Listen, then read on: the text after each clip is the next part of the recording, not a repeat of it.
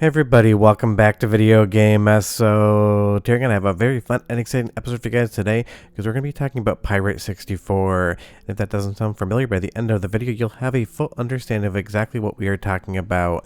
Because Pyrite 64 is a brand new game engine and development toolset for N64 games targeting real hardware as well as emulation-like areas where it goes for the actual accuracy. This thing is created by HailToDogongo, and the game you're watching right now is made within the Pyrite 64 engine. And to say N64 is having a resurgence in 2025 and 2026 would be an understatement.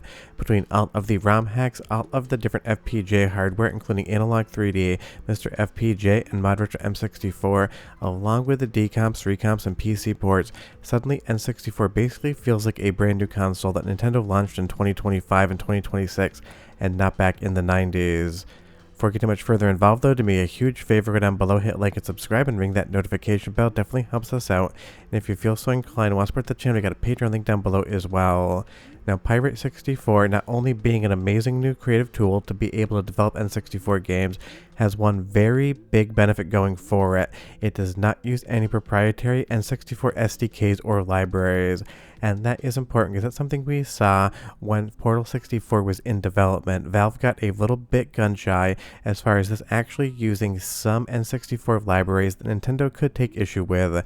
And if you know Nintendo and their legal strategy, basically they have no chill whatsoever and they will go after anything at any point in time, even if it is using SDK libraries for console they haven't sold in over 2 decades.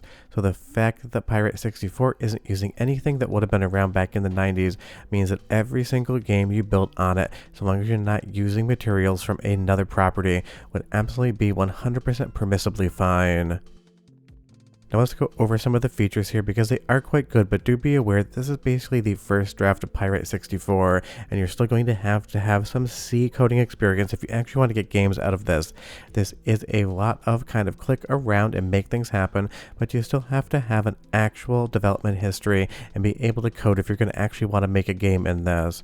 But the reality of the situation is it's going to allow for a lot of developers to make some amazing new experiences because the better the tool set on a console, the more new games we get.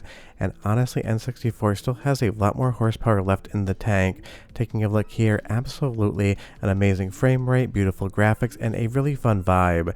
And that kind of is the thing. Nostalgia for N64 is at an all-time high right now with all of the FPGA consoles coming out. So seeing a brand new game engine like Pyrite 64 working in a modern environment, allowing creativity in N64 development is just going to mean you're going to be playing a hell of a lot more fun N64 games in the future. And that's absolutely something that we should all be 100% stoked for. Because the developer of both Pyrite 64 as well as Cathode Quest 64, which you're watching gameplay footage here made in the Pyrite engine, HailToDogongo absolutely has nailed all of this, and honestly I have no expectations, but if he does not actually finish Cathode Quest 64, turning it into a full-length game, he is missing out, and we're missing out because it's straight up magic, and I will be doing a video specifically on that in the future. But there's so many different features here, and again, this is HailToDogongo's footage. I will leave a link in the description below so you can view more of it. You have stuff like these mega textures which we've seen in demos before, and you're going to have a lot of other features that really push the N64 hardware in new and creative ways, and that kind of is the main takeaway here. Back in the day, developers got a lot out of N64, but with modern tools, modern software development kits and game engines, and decades worth of learned experience across ROM hacks and other developments, you can just basically make the N64 kind of feel like the N64 Pro.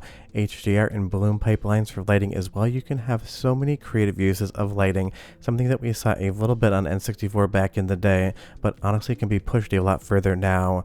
So just think of it this way, with Pyrite 64, I bet in the next 12, 18, 24 months we are in for a world of brand new games that look and play incredibly. With ModRetro M64 releasing old games and new games as well, you might even get them on official cartridges. Let's do the first of 2 soundtrack samples for Cathode Quest 64, and I'll be right back with a bit more news.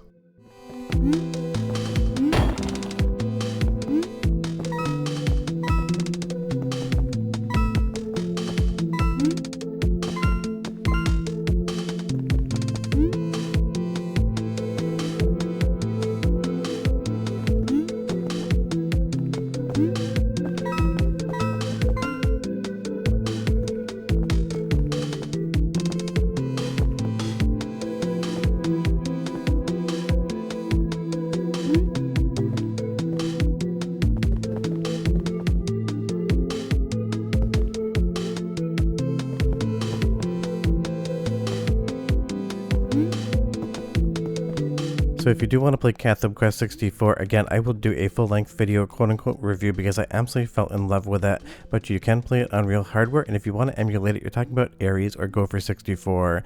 Because Pyrite 64 is targeting accuracy, and while it may run in something like Mupen, I would definitely go with the developer's recommendations here. Now, another interesting thing is it does have a node-based workflow, which in my instance is actually something really familiar to me, even if I am not a video game developer, and even if my coding skills would be considered absolute garbage.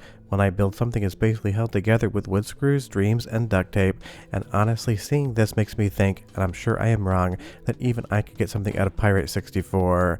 Because HailToDogongo shows that pipeline workflow with all of the different nodes and then goes into the actual game footage, which I'll move to in just a second.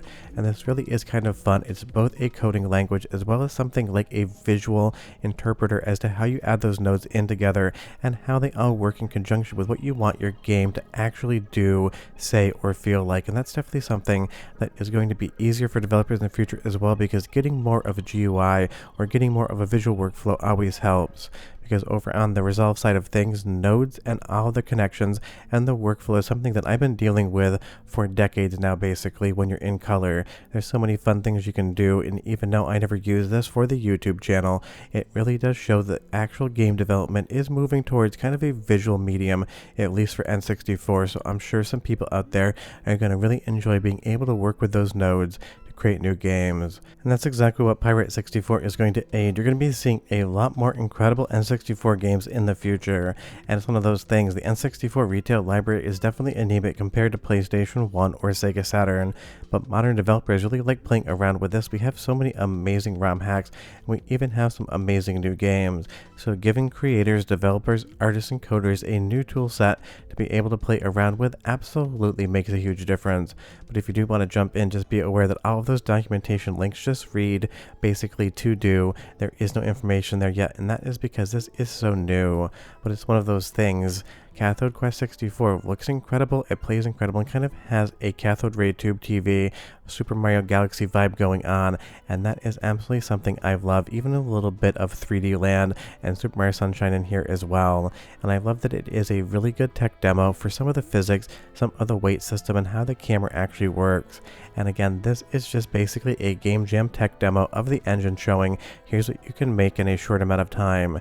Now imagine somebody spending 6 months or a year using Pyrite 64 to create a brand new game, and then you end up in a situation where some of the best N64 games ever made might be coming out in the future and might not already exist. I can't stress enough just how big of a deal this is for N64 development, and honestly how it really feels like we're living in the N64 golden era. It just took to 2026 to get there. But one more soundtrack sample, because again, the music is incredible and it is coming out of the Pyrite 64 engine.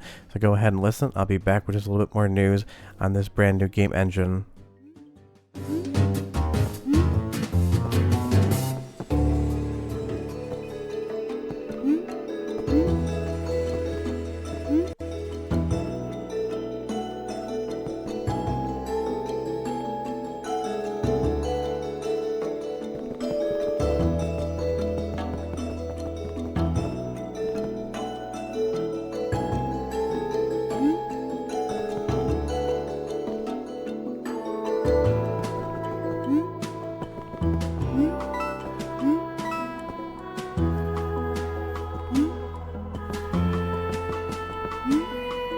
So yeah, Pyrite 64 is not only going to be an amazing tool for creativity, but again, it is bypassing all of the different N64 software development kit libraries that Nintendo obviously still has IPs and patents on, and they have shown in the past they can get upset when you use them. And it's one of those things I have absolutely no idea why Nintendo would care as to whether or not you're using software development kit tools for a console that they haven't sold in forever to make new games for it. There really isn't a loser there. It's one of those things, if Nintendo wants to port N64 games to NSO, they can do that because people aren't using their libraries to do it for them. They're using the libraries to make brand new games on a console that is not for sale. But it's Nintendo after all, so you just have to expect they're always going to be mad about something. So Pyrite 64 being out and being available for developers to use means we're going to have a very bright future when it comes to new N64 games. And if the devs are watching this video for some reason, go ahead and make some more Cathode Quest 64, please, just for me and everyone else, because this is straight up one of my favorite things I played on N64 in a long time. time and I just want to experience more. But sure, that link is in the description below to the GitHub for the engine, and I'll see you guys next time. Bye-bye.